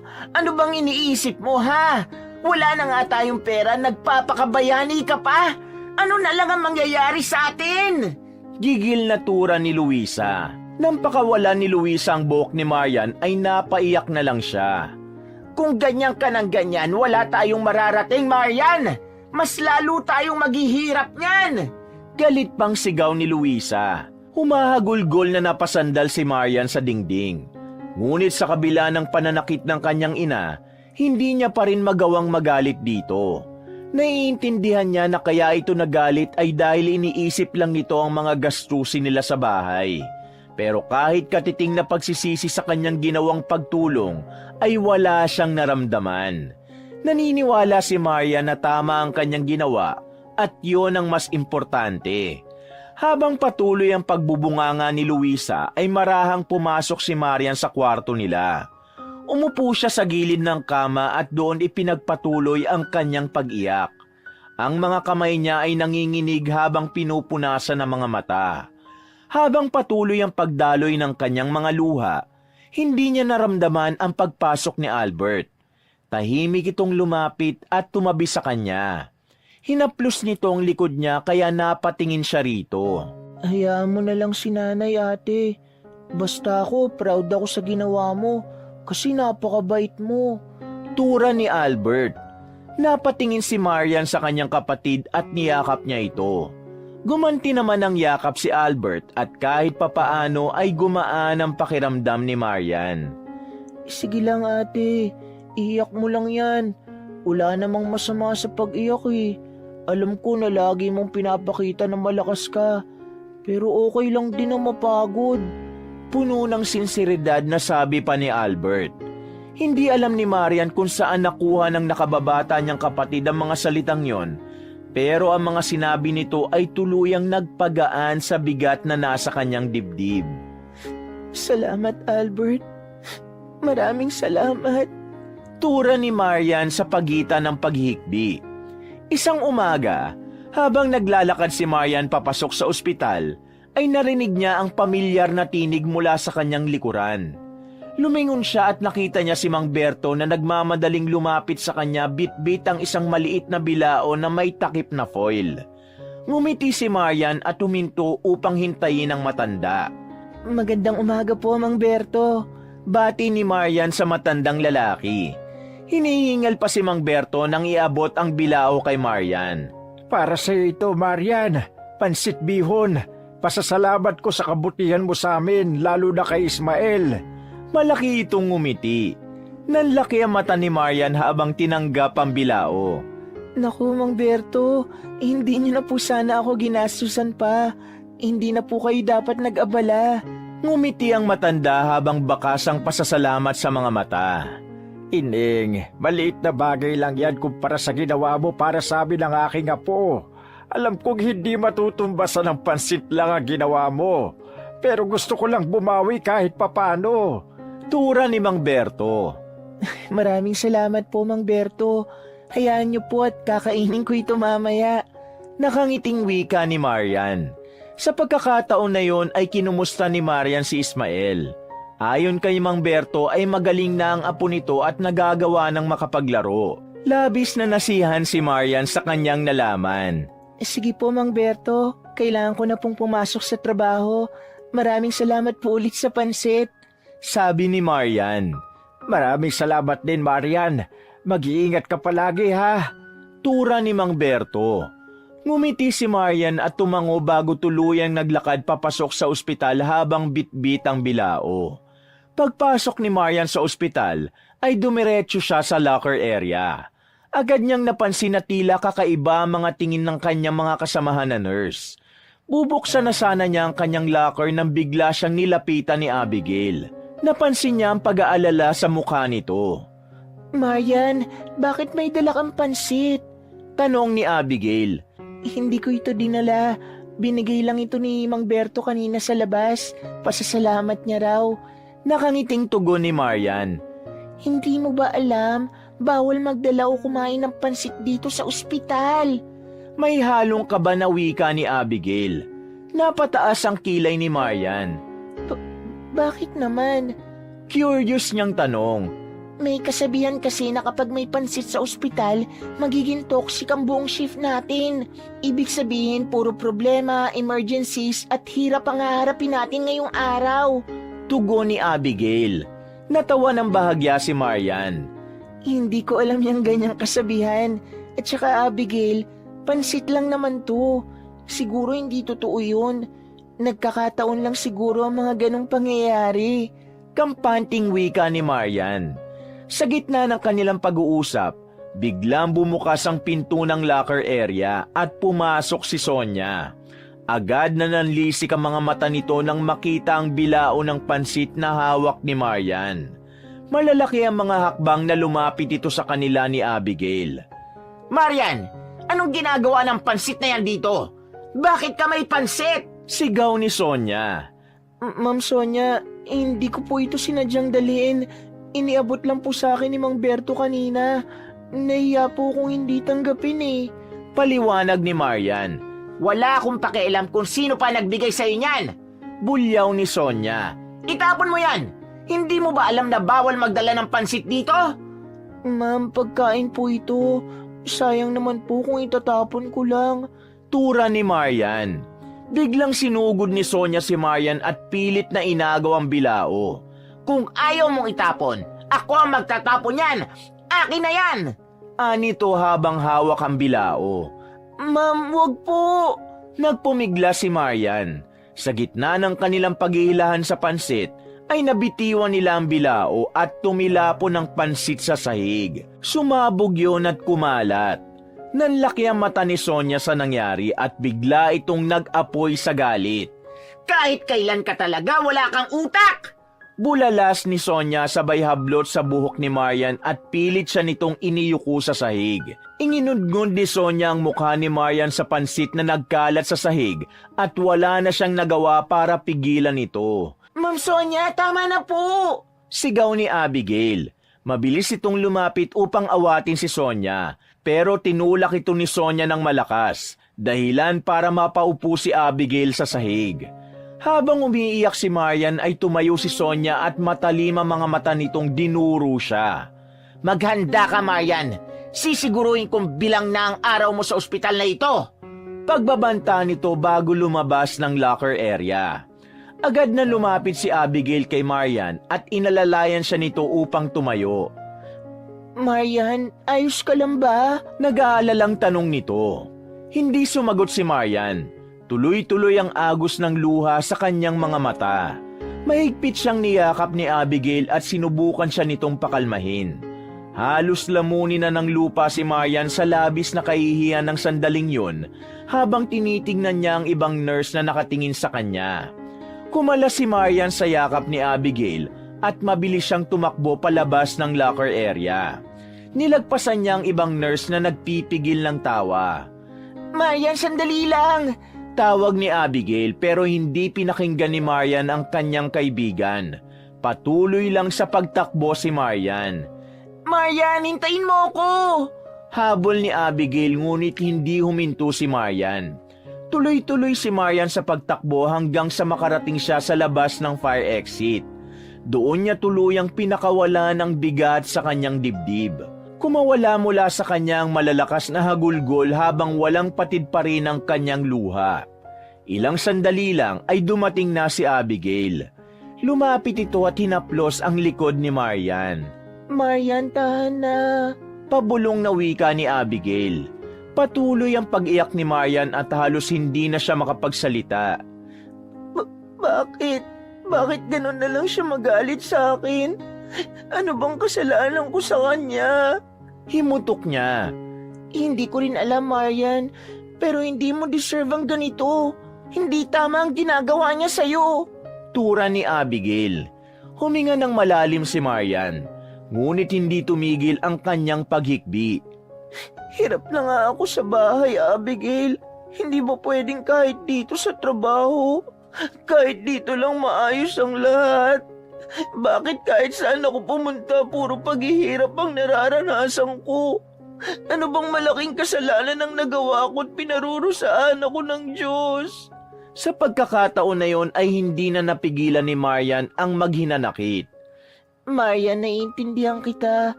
Pero alam mo, hindi ka nag-iisa. Nandito ako. Kahit anong mangyari, kakampi mo ko. Kung pwede nga lang sa bunutan ng Sonia na yon, ginawa ko na. Sambit ni Abigail na may kasamang inis sa huling pangungusap na binitiwan nito. Nag-angat ng tingin si Marian kay Abigail. Hindi ko na kaya, Abigail. Parang gusto ko na lang sumuko. Nangihina niyang wika. Huwag, Marian. Huwag kang sumuko. Hindi ang kagaya ni Sonia magpapatumba sa'yo. Tandaan mo, hindi man nila makita ngayon, pero may dahilan kung bakit nandito ka. Pagpapalakas ni Abigail sa loob niya. Unti-unting kumalma ang pag-iyak ni Marian. Bagamat nananatiling namumugto ang kanya mga mata, mahina siyang tumango at pilit hinanap ang lakas mula sa mga salitang binitiwan ni Abigail. Tama ka, Abigail. Pagsubok lang ito. Hindi ako dapat sumuko. Kapag sumuko ako, hindi lang ako maapektuhan kundi pati na ang mga pangarap ko para sa sarili ko at sa pamilya ko. Kahit nangihina pa rin ay pilit pa rin nagpakatatag si Marian. Ayan, ganyan nga. Laban lang sa life. Masayang sabi ni Abigail. Isang tipid ng ngiti ang pinakawalan ni Marian bago sila sabay na pumasok muli sa ospital. Dala ang bahagyang kaginawahan na kahit papaano ay may nagmamalasakit pa rin sa kanya sa katauhan ni Abigail. Sa mga sumunod na araw, nagbago na ang kilos ni Marian sa ospital. Sa halip na makipagtalo o magpaliwanag, natutunan niyang manahimik na lamang sa tuwing pinupuna siya ni Sonia. Hindi na siya tumitingin ng diretso sa head nurse nila at palagi siya nagmamadali sa tuwing makakasalubong niya ito. Sa kabila ng maayos na performance niya bilang bagong nurse, laging may nakikitang mali si Sonia sa kanya. Isang maliit na pagkakamali sa chart o di kaya'y pag-aayos niya sa kama ng pasyente ay ginagawa nitong malaking issue. Kahit malinaw na wala siyang ginagawang mali, wala siyang magawa kundi magbaba ng tingin habang pinapagalitan siya ni Sonia sa harap ng ibang staff. Kahit masakit, pinalalampas na lamang ni Marian ang bawat insulto at bulyaw ni Sonia. Pinanghahawakan niya ang kanyang dahilan kung bakit siya naroon, ang makapagbigay ng suporta sa kanyang pamilya at mabayaran ang utang niya sa ospital para sa batang tinulungan niya. Sa bawat araw na lumilipas, tinuturuan niya ang sarili na maging matatag kahit pa sa likod ng bawat ngiti niya ay may nakatagong pagod at kirot. Sa gitna ng lahat ng iyon, nanatili siyang maingat sa kanyang trabaho. Siniguro niyang maayos ang lahat para walang dahilan si Sonia na pagalitan siya. Ngunit sa likod ng kanyang pagsusumikap, hindi maiwasan ni Maria na magtanong sa sarili kung hanggang kailan niya kayang tiisin ang ganoong sitwasyon. Isang araw sa ospital, pagkatapos ng shift ni na Marian ay nagtipon ng mga nurse sa locker area.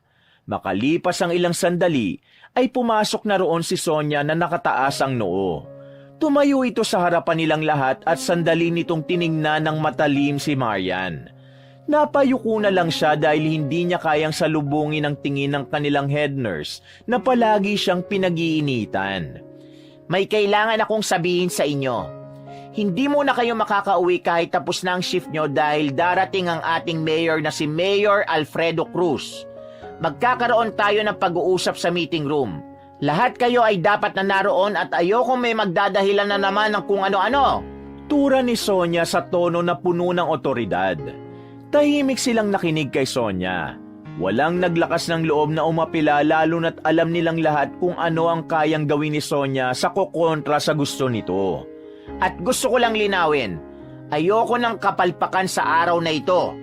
Ayoko magkaaberya sa pagdating ng mayor. Nang sabihin niyo ni Sonia ay nakatingin ito kay Marian kaya ramdam ni Marian na siya ang pinariringgan nito. Matapos yon ay naglakad na silang lahat papunta sa meeting room. Magkasabay na naglalakad sina Marian at Abigail. Nasa hulihan sila ng iba pang mga nurse. Marian, nakita mo na ba si Mayor Alfredo ng personal?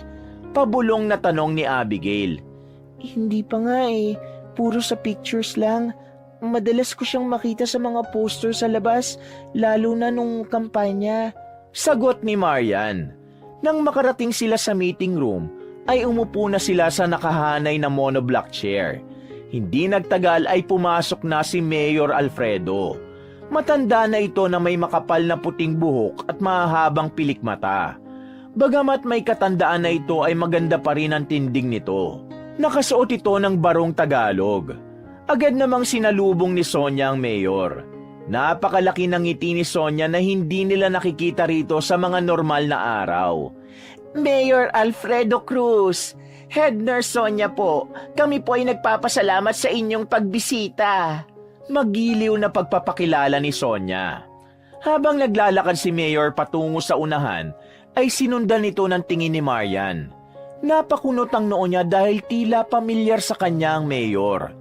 Ang tindig nito at paraan ng paglalakad, lahat ng yun ay parang nakita niya na sa isang tao. Ngunit hindi niya matandaan kung saan niya ito nakita. Pumwesto na si Mayor Cruz sa harap ng mesa at pagkatapos ng ilang sandali ay nagsimula na itong magsalita. Magandang hapon sa inyong lahat. Simula ng Mayor, malalim ang boses nito at buo. Ako si Alfredo Cruz, Mayor ng ating bayan.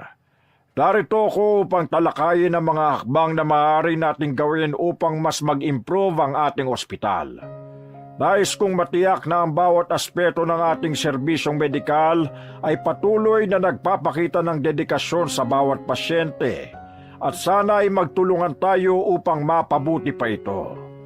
Habang nagsasalita si Mayor Cruz, si Marian ay nananatiling nakatingin dito. Malakas ang pakiramdam niya na nagkita na sila ng mayor. Pilit niyang hinahalukay ang kanyang alaala pero hindi niya maalala kung saan niya ito nakita at kung kailan. Nagtataka siya kung bakit meron siyang ganong pakiramdam sapagkat sa pagkakaalam niya ay yun ang unang beses na nakita niya ito ng personal. Ngayon, nais kong marinig ang inyong mga suggestions. Anong mga hakbang sa tingin nyo ay makakatulong upang mapabuti ang ating ospital? Ano ang mga aspeto ang nararapat natin bigyang pansin? Tanong ni Mayor Alfredo. Ang mga nurse na naroon ay nagpalitan ng sulyap. Tila nag-aalangan ng mga ito kung sinong una magsasalita. Si Sonia ang head nurse. Isang nurse na matagal na sa ospital ang unang nagtaas ng kamay. Mayor, naniniwala po ako na kailangan natin ng dagdag na mga kagamitan sa emergency room. Tura nito.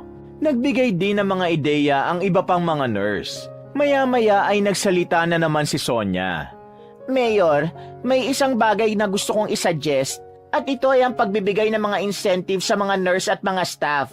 Sa ganitong paraan, mas mahihikayat natin ang mga magagaling na professionals na magtulungan upang mapabuti ang serbisyo namin.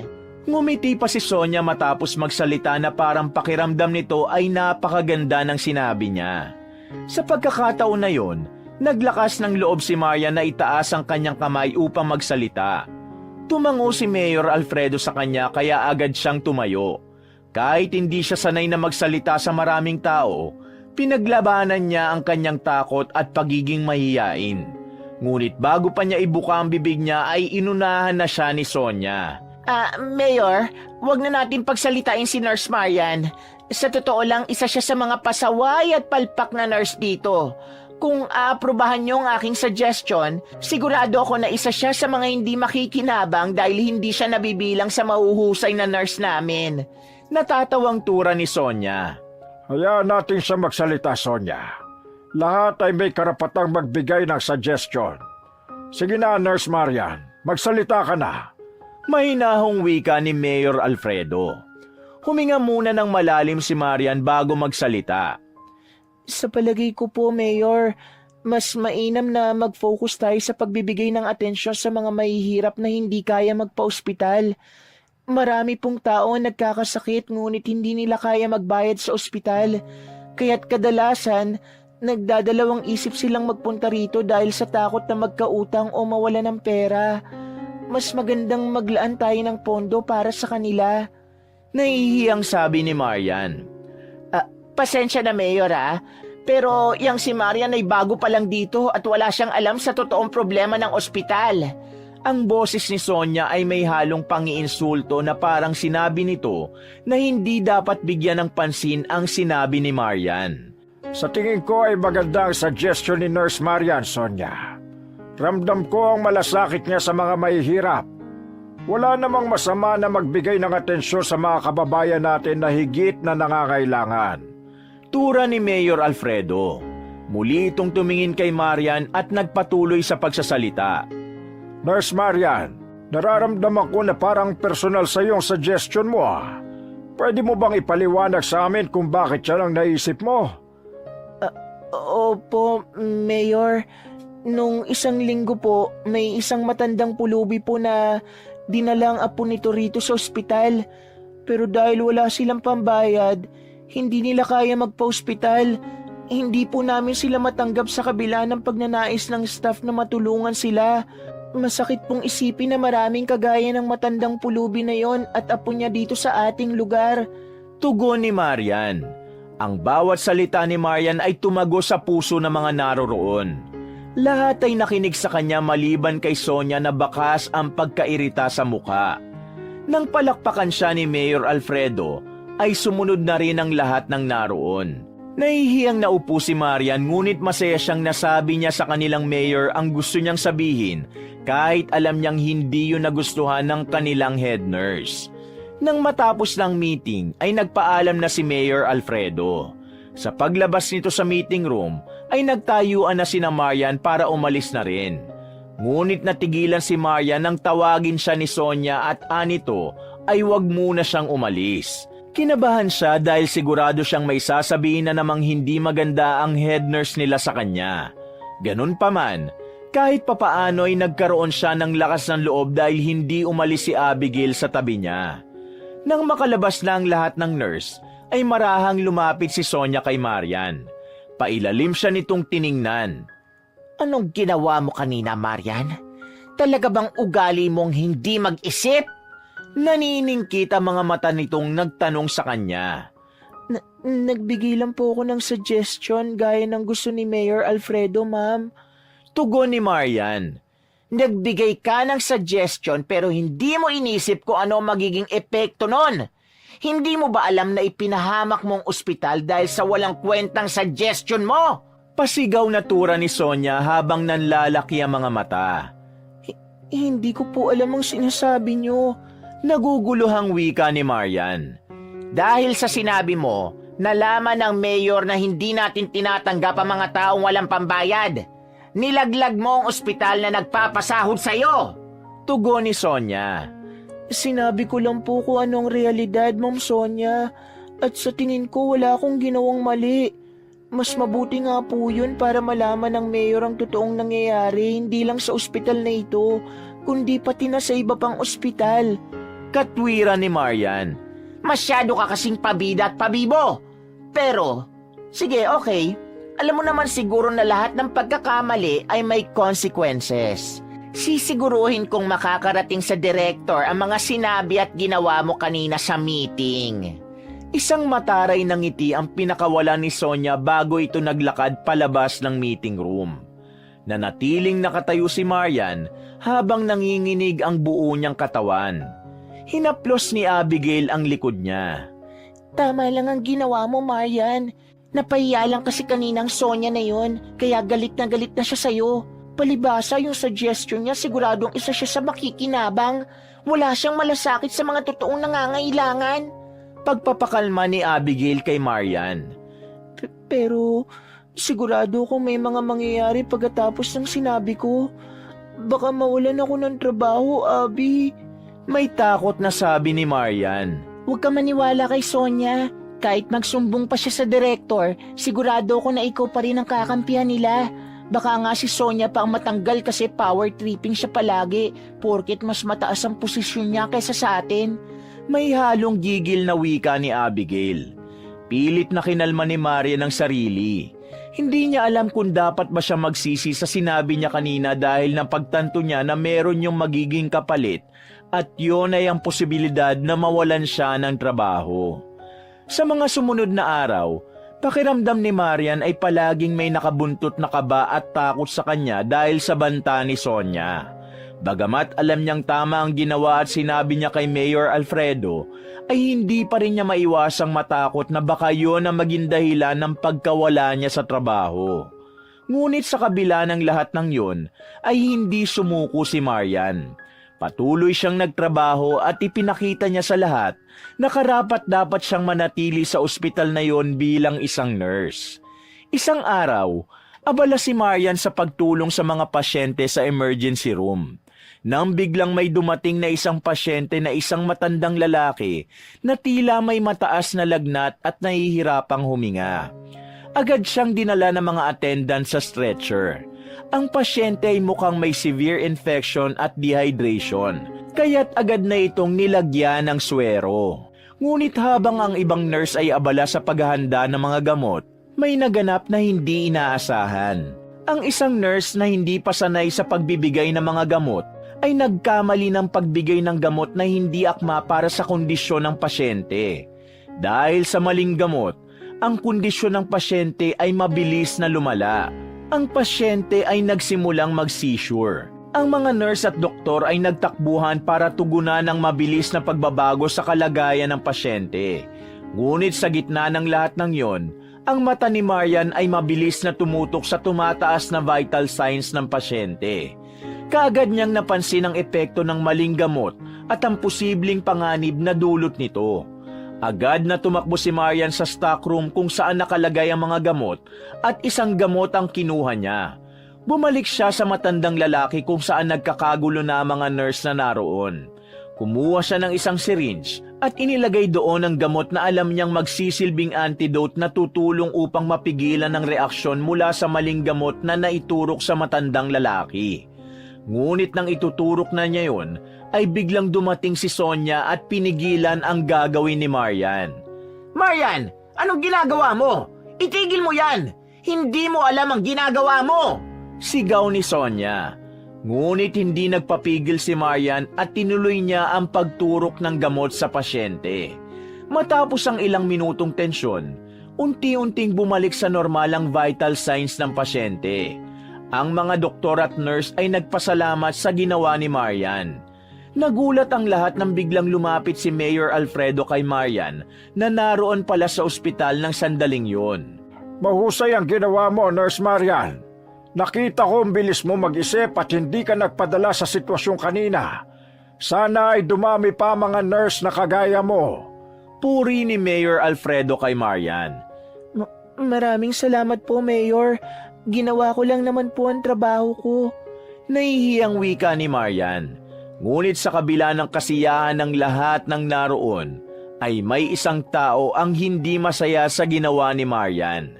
Napansin niya na nakasimangon si Sonia sa kanya habang matalim ang mga mata nitong nakatingin sa kanya. Hindi na lang niya pinansin ang kanilang head nurse dahil ang mas inisip niya ay nakapagligtas na naman siya ng buhay.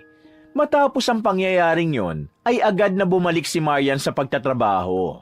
Nang matapos na niyang i-check ang mga pasyente sa ward, ay nagulat siya nang biglang lumapit si Abigail sa kanya. Marian, pinapatawag ka ni Doktora Vicky sa opisina niya. Tura ni Abigail.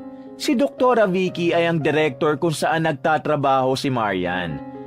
Bakit daw? Kinakabahang tanong ni Marian. Hindi rin sinabi sa akin eh. Tugon ni Abigail.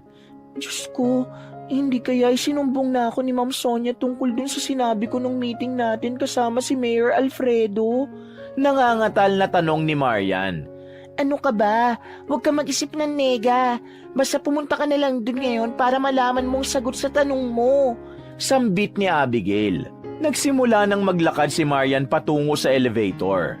Habang sakay siya noon papunta sa ikapitong palapag, ay mas lumakas ang kabog ng dibdib niya. Nang bumukas na ang pinto ng elevator ay may pag-aalinlangan na naglakad si Marian papunta sa opisina ng direktor. Nang nasa harap na siya ng pinto ng opisina ng direktor, ay marahan siyang kumatok bago niya binuksan ang pinto.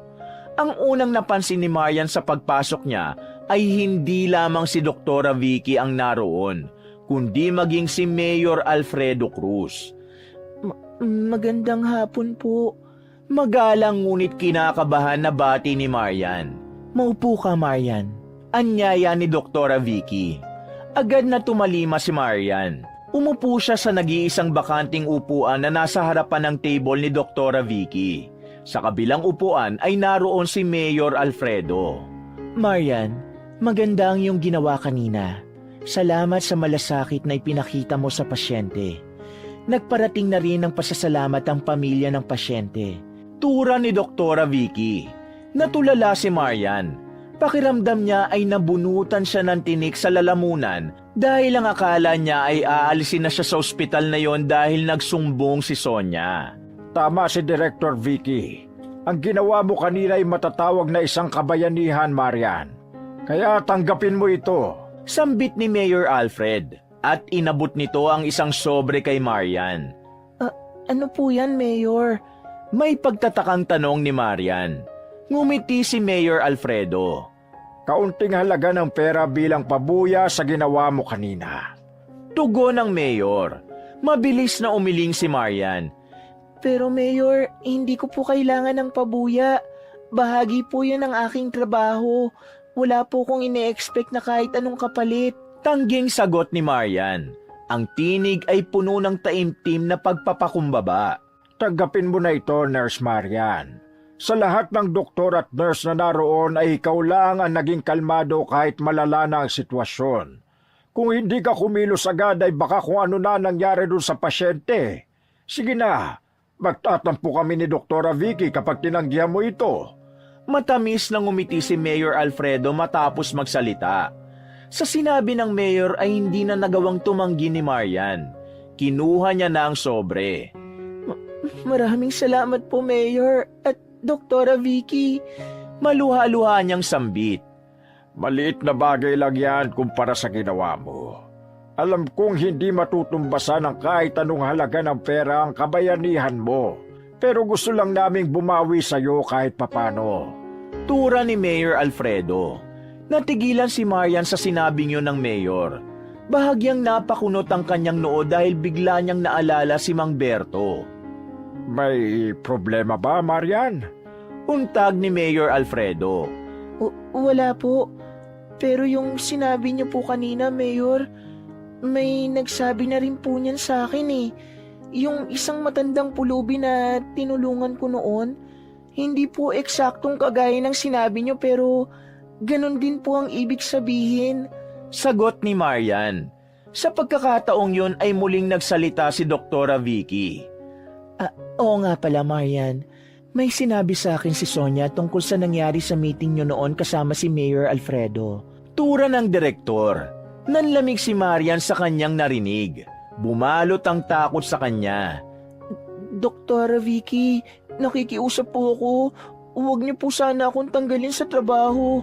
Alam ko pong naapektuhan ng ospital dahil sa suggestion ko, pero hindi ko na po yun uulitin. Pangako po. Halos maiyak na si Marian ng sandaling yon. Sino ba nagsabi na tatanggalin ka sa trabaho mo, Marian? Tanong ni Doktora Vicky sabay ngiti. Marian, ako at si Doktora Vicky ay nakapag-usap na tungkol sa suggestion mo. Bumubuo na kami ng isang programa na ang layunin ay tulungan ng mga mahihirap na makapagpa-ospital kapag kinakailangan. Ang suggestion mo ang napili kong pagtuunan ng pansin sa ospital na ito, Marian. Tura ni Mayor Alfredo. Isang ngiti ng kasiyahan ang sumilay sa labi ni Marian matapos marinig ang sinabi ni Mayor Alfredo at Doktora Vicky. Halos hindi na siya makapagsalita dahil sa labis na saya ng sandaling yon. Maraming salamat po at pinakinggan yung sinabi ko. Salamat po talaga, Mayor. Naluluhang wika ni Marian. Nang lumabas si Marian sa opisina ni Doktora Vicky, ay napakagaan ang kanyang kalooban. Hindi dahil sa perang natanggap niya, kundi dahil sa rekognisyong nakuha niya. Doon niya napagtanto na hindi niya dapat pakinggan ang mga sinasabi ni Sonia dahil may mga taong totoong nakakakita ng magandang ginagawa niya sa kanyang trabaho. Dahil sa nangyari ay nagkaroon si Maria ng dagdag na dahilan upang paghusayan pa ang kanyang pagiging nurse. Huminto siya sa tapat ng elevator at pinindot ang down na button. Sa pagbukas ng elevator ay natigilan siya nang makita si Sonia sa loob nun. Hindi siya sigurado kung dahil ba sa takot o kaba, ngunit nag-alangan siyang pumasok sa elevator. Ngunit dahil kailangan niya nang makabalik sa pagtatrabaho, ay mas pinili niya ang sumakay. Nang pindutin niya ang button sa palapag kung saan siya bababa, ay hiniling niya na sana ay mas maging mabilis ang pagbaba ng elevator. Hanggang sa biglang nagsalita si Sonia. Alam ko kung bakit ka pinatawag ni Doktora Vicky sa opisina niya. Alam kong nauto mo sina Mayor at Doktora Vicky sa pagiging anghel-anghelan mo. Pero ibahin mo ako, Marian.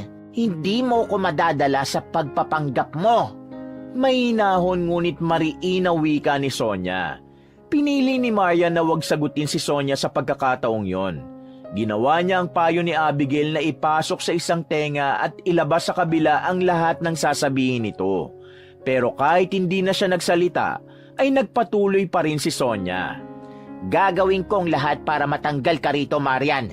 Hindi mo alam kung gaano kalalim ang mga koneksyon ko. Hindi ka magtatagal sa ospital na ito at sisiguruhin kung wala ng ospital ang tatanggap pa sa'yo. May himig ng pagbabanta na tura ni Sonia. Napapitlag si Maria nang biglang bumukas ang elevator at lumabas na si Sonia. Habang sumasara ang pinto ng elevator, nag-iwan pa si Sonia ng matalim na tingin sa kanya na nagbigay sa kanya ng matinding takot. Habang bumababa ang elevator, paulit-ulit niyang tinatanong ang sarili kung bakit gano'n na lang kalaki ang galit ni Sonia sa kanya. Gayong wala siyang natatandaang may nagawa siyang masama rito. Sa paglipas ng mga araw, nangingibabaw kay Maria ng takot na dulot ng mga banta ni Sonia. Hindi man niya ito lubusang kilala, natakot siya sa maaari at kaya nitong gawin para mapatalsik siya sa ospital at hindi na makapagtrabaho bilang nurse kahit kailan. Isang araw, Nang pumasok si Marian sa ospital, isang kakaibang eksena ang nakita niya sa locker area. Nakatipon doon ang mga nurse na kasama niya sa duty.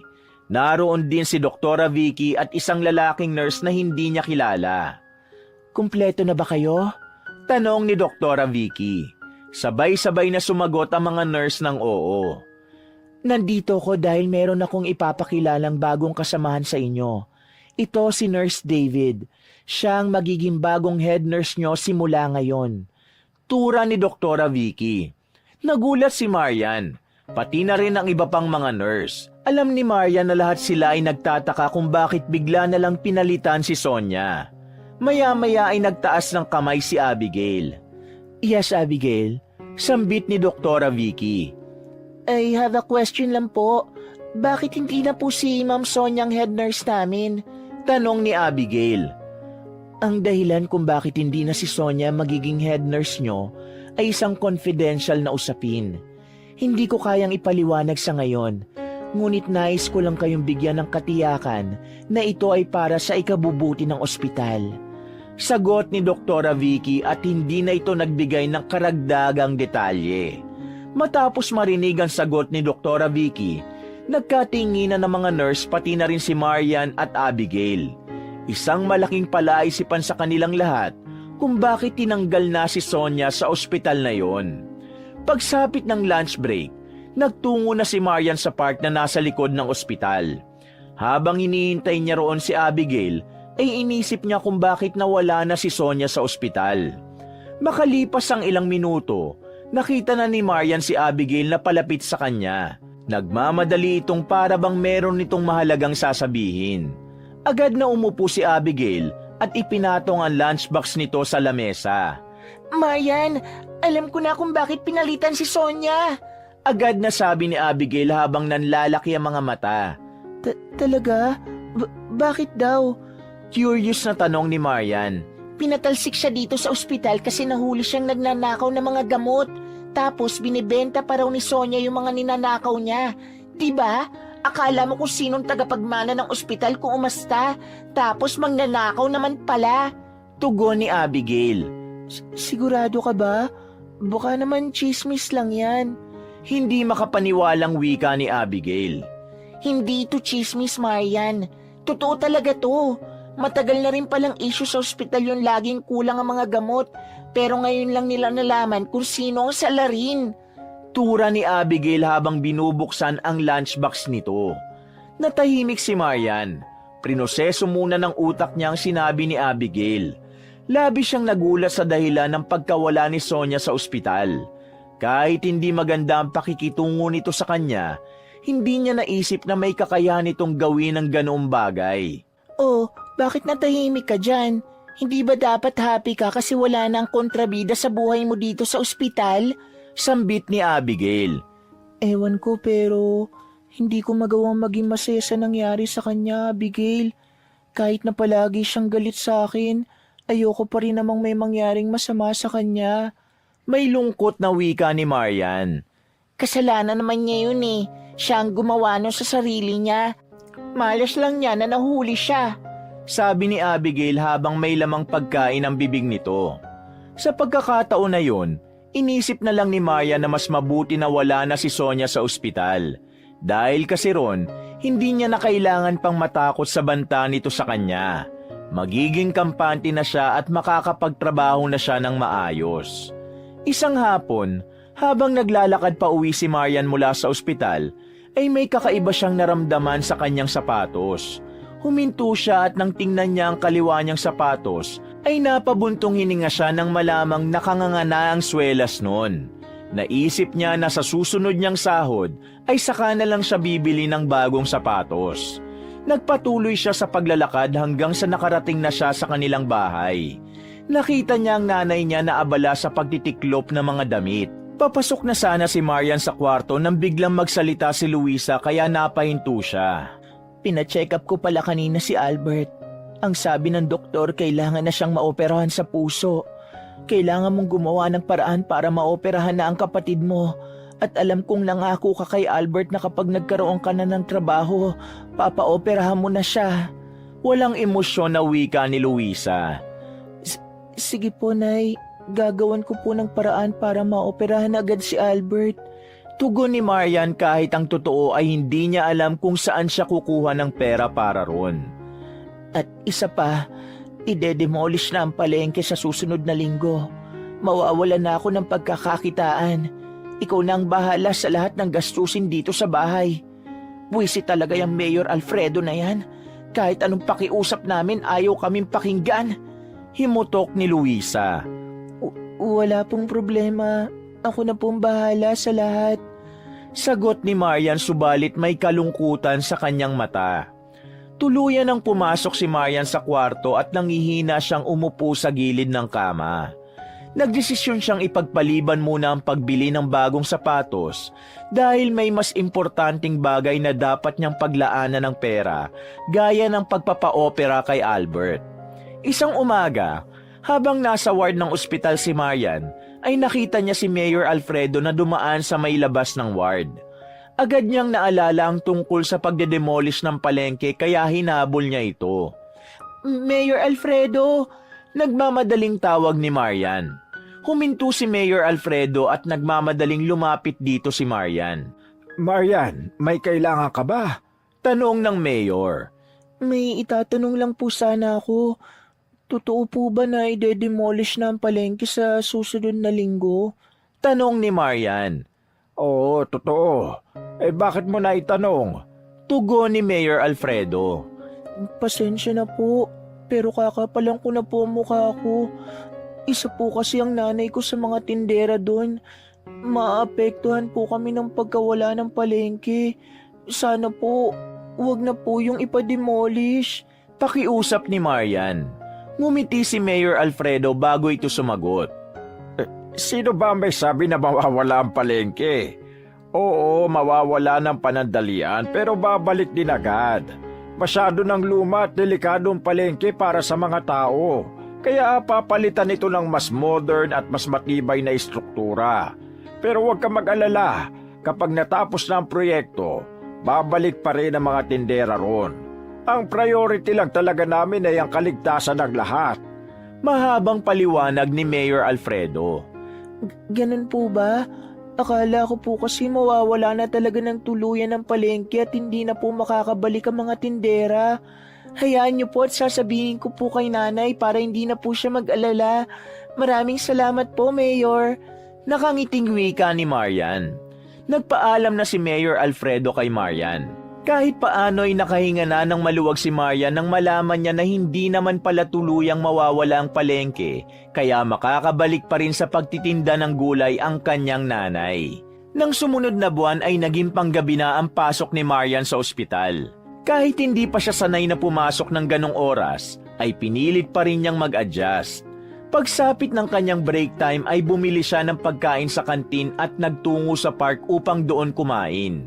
Hindi niya kasama si Abigail dahil absent ng kaibigan niya sapagkat meron itong sakit. Habang tahimik na kumakain si Marian, ay may nakita siyang paggalaw ng tao sa gilid ng kanyang mata. Lumingon siya at nakita niya si Sonia na nagmamadaling pumasok sa likod ng ospital habang may dalang plastic bottle na hindi niya alam ang laman. Nagtaka si Marian kung bakit naroon si Sonia. Kinabahan siya dahil tila kakaiba ang kilos nito. Kaya hindi na siya nagdalawang isip na sundan ito. Mas lalong kinabahan si Marian nang pumasok sa nursery room si Sonia. Nilakihan na ni Marian ang kanyang hakbang at pagpasok niya sa nursery room ay nagulat siya nang makita si Soniang binubuhusan ng sahig ng nursery ng gasolina na nakalagay sa plastic bottle. Sonia, anong ginagawa mo? Gulat na tanong ni Marian. Nanlilisik ang mga mata na tumingin si Sonia sa kanya. Nakita niya na tila wala ito sa sariling katinuan. Dapat masunog ang ospital na ito. Matagal na ako nagtrabaho dito tapos itatapon lang nila ako na parang basura. Hindi pwedeng hindi ako makakaganti. Sigaw ni Sonia sabay tawa ng malakas. Matapang na lumapit si Marian kay Sonia pero bago pa niya ito mapigilan, ay malakas na siya nitong itinulak. Dapat masunog kayong lahat. Lalo ka na, Marian. Mamamatay kayong lahat. Sigaw ni Sonia at mula sa bulsa ng pantalon nito ay naglabas ito ng posporo. Tumindig ang balahibo ni Marian. Mabilis siyang tumayo para pigilan si Sonia pero huli na ang lahat dahil nasindihan na nito ang posporo. Mabilis yung itinapon ni Sonia. Agad na sumiklab ang apoy at mabilis yung gumapang. Mabilis na lumabas si Sonia ng nursery room habang humahalakhak. Habang ang apoy ay mabilis na kumakalat, si Marian ay naiwan sa gitna ng pagkabigla at takot. Alam niyang kailangan niyang kumilos agad, pero masyado siyang nabigla sa pangyayari kaya wala siyang nagawa kundi ang tingnan lang ang apoy. Sa gitna ng kalituhan ay tila nagising si Marian sa isang mahabang panaginip nang marinig niya ang magkakasabay na iyak ng mga sanggol na nasa nursery. Mabilis siyang tumayo at nang makita niya ang fire extinguisher ay agad niya yung kinuha. Gamit yun ay sinimulan niyang patayin ang apoy na mabilis na kumakalat sa sahig. Pero sa hindi inaasahang pangyayari ay nadula si Marian. Bumagsak siya sa sahig at natukuran ng braso niya ang nasusunog na plastic bottle. Napasigaw sa labis na sakit si Marian.